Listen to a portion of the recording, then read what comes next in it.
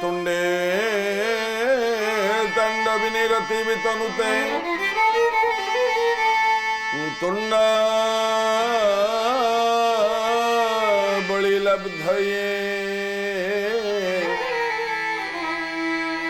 कन्ने क्रोड कडम्बिनी प्रकुरुते कन्ने मृदेभ्यो स्पृहा चेता प्रंगण संगिनिर्विजयते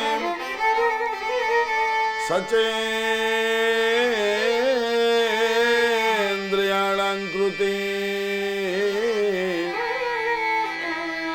नुजाने जनिता कियदभीरमृते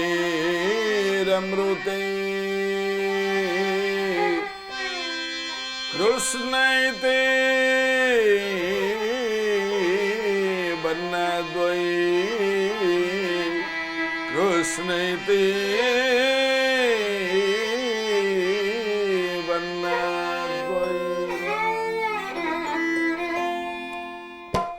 भज गोविंद गोविंद गोपाल भज गोविंद गोविंद गोपाल भज गोविंद गोविंद गोपाल भज गोविंद गोविंद गोपाल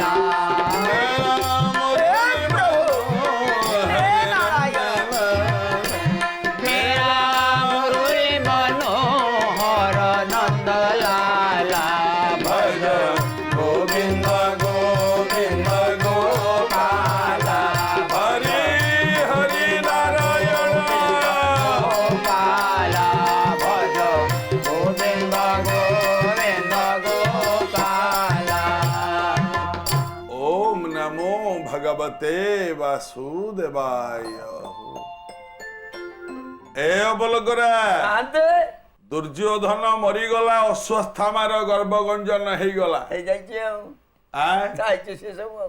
एणे हस्तिनापुर रे बसिचंती जणे बापा जणे माँ आखिरु लुह झरुची दुई जण जाक अंध अंधुणी धृतराष्ट्र एवं गांधारी अंध अंधुणी धृतराष्ट्र तो जन्मरु अंध किंतु गांधारी माँ स्वामी अंध बोली आखिरे अंध पुटुली बांधिकी हेचंती अंधुणी स्वामी की सम्मान देइजंदी ए अबलगरा दुई जण जाक स्वामी स्त्री बसिचंती भगवान कृष्ण ठिया हेचंती सामना रे एठी धृतराष्ट्र पचारिले हे केशव कृष्ण हाथ जोड़ी कहले आज्ञा महाराज देख हे कृष्ण मु शुणी तमे कुआडे कर्म अनुसारे फल दियो माँ गांधारी कहूची कहला मु मध्य शुणी तमे कुआडे अधर्म को केबे सपोर्ट करनी तमे सब बेले धर्मर पक्ष रे था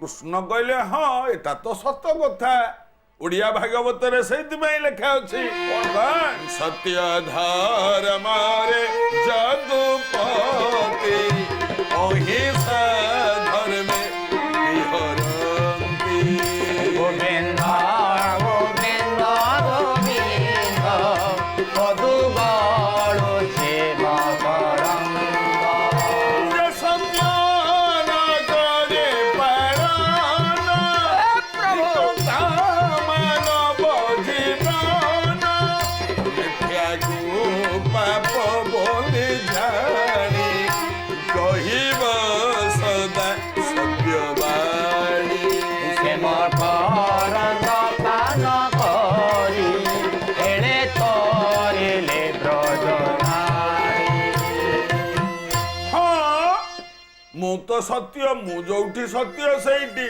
आ सत्य जोठी धर्म सेठी धर्म जोठी विजय सेठी विजय जोठी सब शुभ सेठी सब शुभ जोठी भगवान सेठी भगवान जोठी सारा संसार सेठी संसार जोठी भक्त माने सेठी आ भक्त माने जोठी सूर्य चंद्र आत्मजात हुंती सेठी यह तो सत्य धृतराष्ट्र पचारिले हे कृष्ण हे केशव जदि तमे भावुच तमे धर्म रे अछ ताहले कुह तो ए संसार रे एमितिया गोटिए बाप तमे देखिच केशव जो बाप बंची थाऊ थाऊ तारी कांध उपरे 100 पुअंकर शव यात्रा हब देखिच एमितिया बाप किए माँ गांधारी भो भो की कांदी पकेइले कहले कहिल कृष्ण सबु पुओ गुड़ा को मोर मारी देकी तमे कौन पाइल कृष्ण कहले एगुड़ा की कथा आपण माने कहउचंती आज्ञा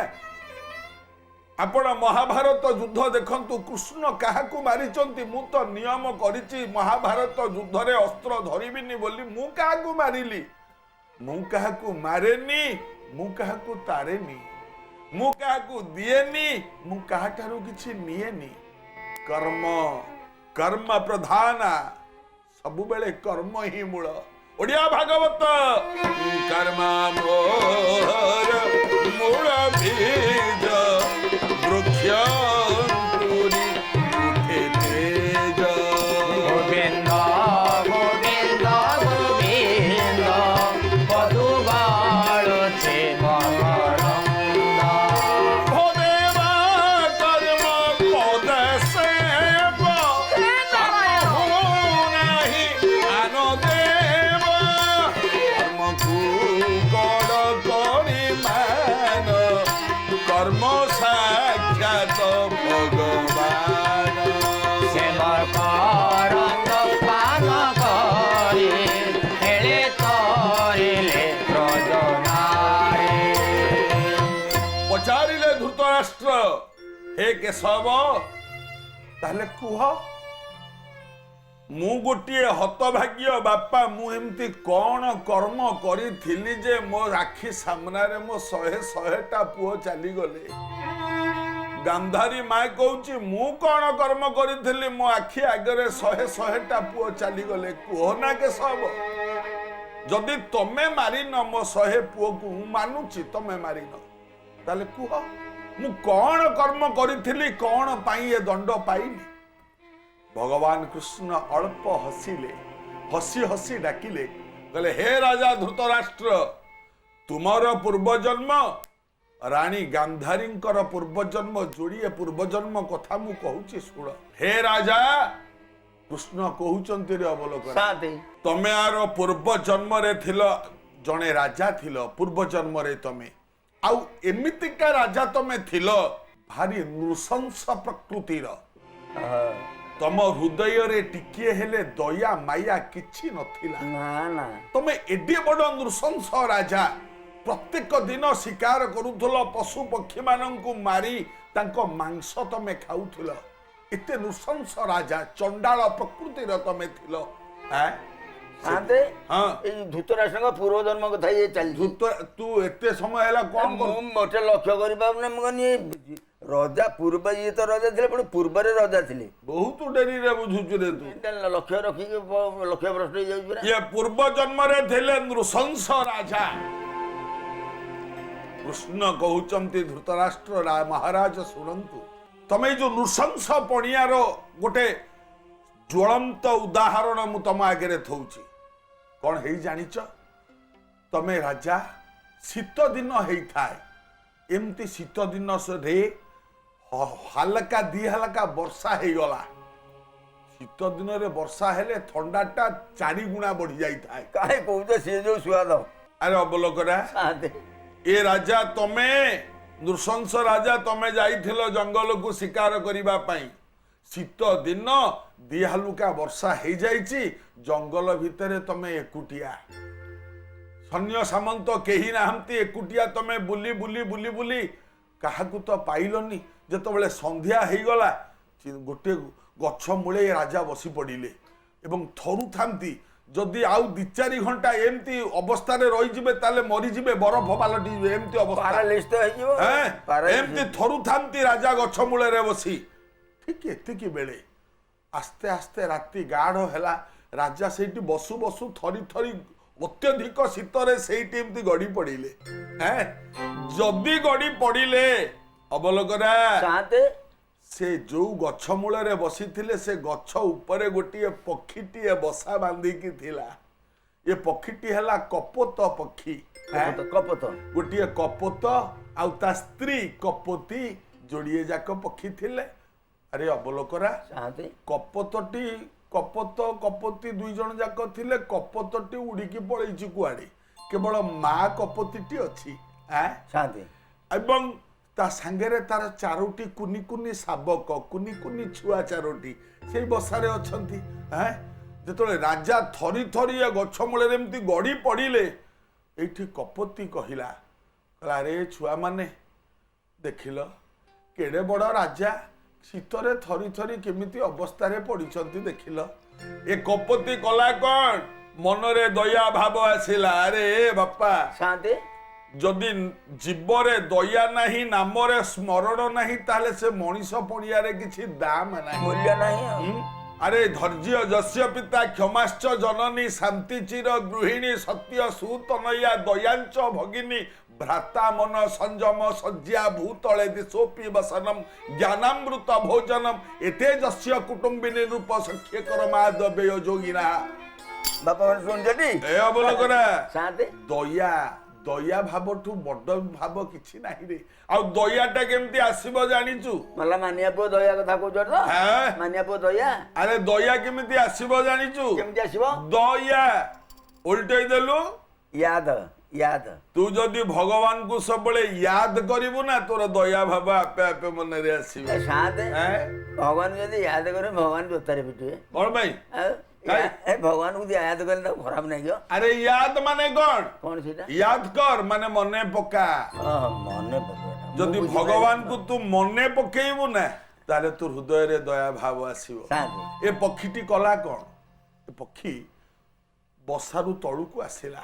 ଆରେ ଅବଲୋକରା, ଚାରିପଟରୁ ଯାଇକି ଶୁଖିଲା କାଠି କୁଟା ଯାହା ପଡ଼ିଥିଲା ସବୁ ଆଣିଲା। ଆଣିକି ସବୁ ସେ ଗଛ ମୂଳେ ରଖି କୌଣସି ମତେ ସେ କାଠରେ ଟିକେ ଅଗ୍ନି ସଂଯୋଗ କଲା। କରିସାରିବା ପରେ ଯେତେବେଳେ ରାଜାଙ୍କ ପାଖରେ ନିଆଁଟା ଜଳିଲା, ଆସ୍ତେ ଆସ୍ତେ ରାଜା ଉତ୍ତାପ ପାଇଲେ। ଆସ୍ତେ ଆସ୍ତେ ରାଜା କମିଗଲା। ସାଷ୍ଟାଙ୍ଗ ହେଲେ। ରାଜା ସାଷ୍ଟାଙ୍ଗ ହେଲା ପରେ ଉଠିକି ଅନେଇଲେ, ଦେଖିଲେ ଗୋଟେ ପକ୍ଷୀଟିଏ ଉଡ଼ି ଉଡ଼ି କାଠି କୁଟା ଆଣିକି ସେ ନିଆଁରେ ସବୁ ପକଉଥାଏ। କାଠି କୁଟା ସବୁ ଆଣିକି ନିଆଁରେ କାମରେ ସେ ଲାଗିଛି। ଲୋକଟିକୁ କେମିତି ଭଲ କରିବ। ରାଜା ଚିନ୍ତା କଲେ, କେତେ ସାହାଯ୍ୟ ମତେ କଲା ଦେଖିଲ। ପକ୍ଷୀ ଜାତି ହଉ ପଛେ କାମଟା କରିଦଉଛି ନା। କେତେ ସାହାଯ୍ୟ ମତେ କଲା। ଏମିତି ରାଜା ବସିକି ଭାବୁଛନ୍ତି। ଭାବୁ ଭାବୁ କଣ କଲେ ନା, ଏମିତିକି ହାତ ବଢେଇ ଦେଲେ, ମାନେ ମୋ ପାଖକୁ ଆ।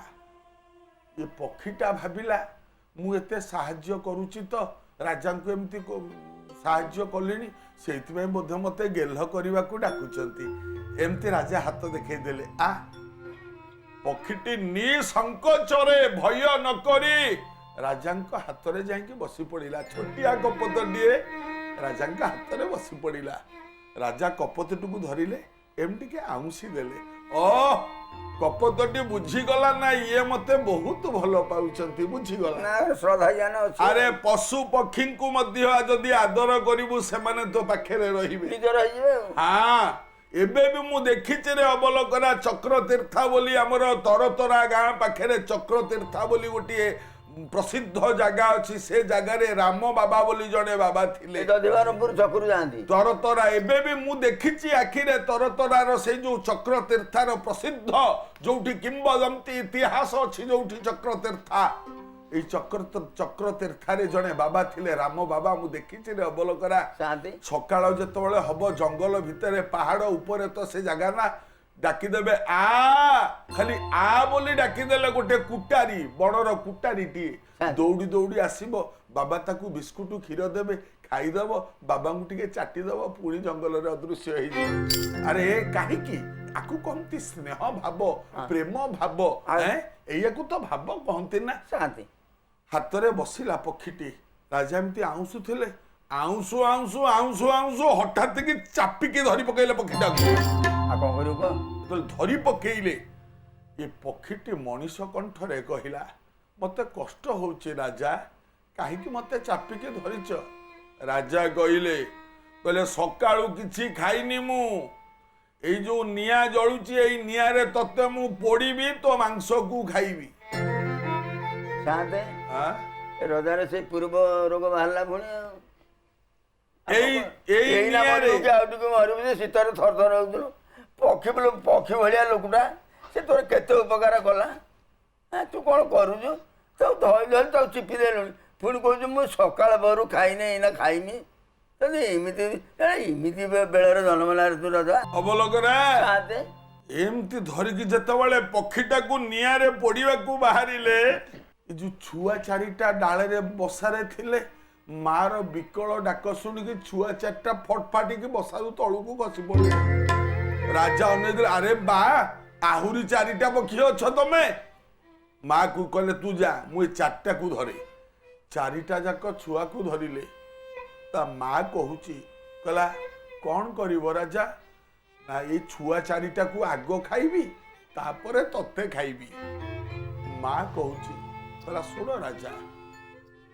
ଯଦି ଖାଇବ ଆଗ ମତେ ଖାଇଦିଅ ମୋ ପରେ ତମେ ଯାହା କରିବ ମୁଁ ମନା କରିବିନି ମୁଁ କ'ଣ ଆଉ ଥିବି ଯେ ଦେଖିବି ସେଇଟା କଥା ଆଉ କିନ୍ତୁ ମୋ ସାମ୍ନାରେ ମୁଁ ଅନେଇଥିବି ମୋ ଆଖି ସାମ୍ନାରେ ତମେ ମୋ ଛୁଆ ଚାରିଟାକୁ ପୋଡ଼ିକି ମାରିକି ଖାଇବ ମୁଁ ତା ମାଟା ଏଇଠି ବସିଥିବି ମୁଁ ସହି ପାରିବିନି ରାଜା ତମେ ଆଗ ମତେ ମାରିଦିଅ ରାଜା କହିଲେ ନାଇଁ ତୁ ଦେଖିଲେ ତତେ କଷ୍ଟ ହବ ନା କହୁଛୁ ଆ ମୋ ପାଖକୁ ପକ୍ଷୀଟିକୁ ଧରି ଆଣିଲେ ତା ଆଖି ଦିଟା ଯାକ ଗୋଟେ କଣ୍ଟାରେ ଫୁଟେଇ ଦେଲେ କହିଲେ କେତେ ନୃଶଂସରେ ଅବଲୋକରା ଆଖି ଯୋଡ଼ିକ ଯାକ କଣ୍ଟାରେ ଫୁଟେଇ ଦେଲେ କହିଲେ ଆଉ ଦେଖିପାରିବୁ କି ତୁ ଏଇଠି ଠିଆ ହେଇଥା ଖାଲି ତୋ ଛୁଆଙ୍କର ବିକଳ ଚିତ୍କାର ତୁ ଶୁଣିବୁ ଦେଖ ଛୁଆ ଚାରିଟାକୁ ରାଜା ସେଇଠି ପୋଡ଼ିଲେ ଛୁଆ ଚାରିଟା ମା ଡାକୁଥାନ୍ତି ଖାଉଥାନ୍ତି ଏ ପକ୍ଷୀଟି ଅନ୍ଧୁଣି ହେଇଯାଇଛି ନା ଖାଲି ଅଣ୍ଡାଳି ହଉଥାଏ ମୋ ଛୁଆ ମୋ ଧନ ମୋ ଛୁଆ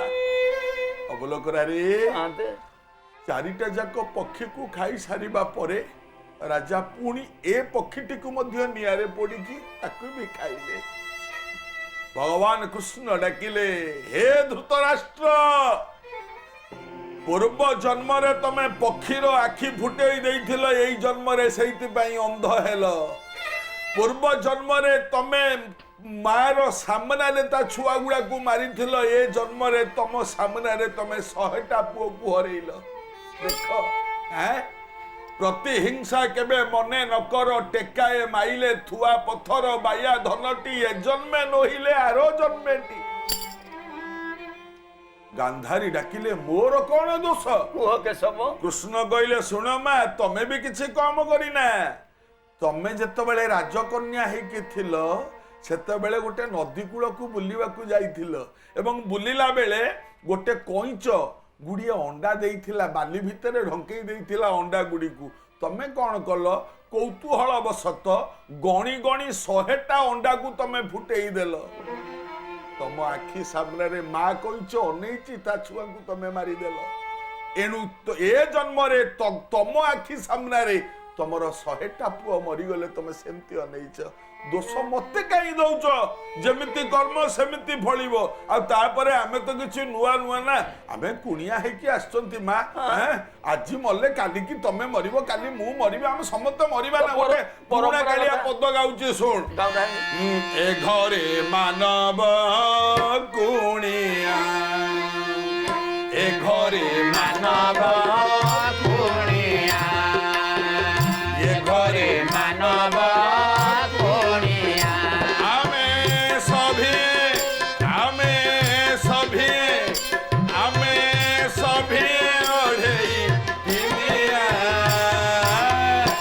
ঘরে মানব কুণিয়া এ ঘরে মানব কুণিয়া স্বর্গ আমার ছপর মরত আমরি দুয়ার স্বর্গ আমার ছপর মরত আমরি দুয়ার ঘর খন্ডি বিভুঙ্ক কোঠরি বসা ঘর খন্ডি বিভুঙ্ক কোঠরি পথি পরে আমি মুলিয়া এ ঘরে মানব কুণিয়া এ ঘরে মানব কুণিয়া আমি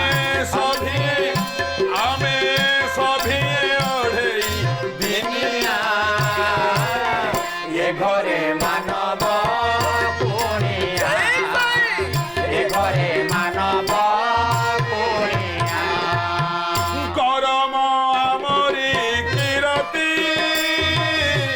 ধর্ম মানব কিরতি পরম মরে কিরতি পরম মানব কিরতি হাত বাট সারি সভিয়ে ফেরিবা বাট বাট সারি সভিয়ে ফেরিবা ସେଥିପାଇଁ କିମ୍ବା ଛାନିଆ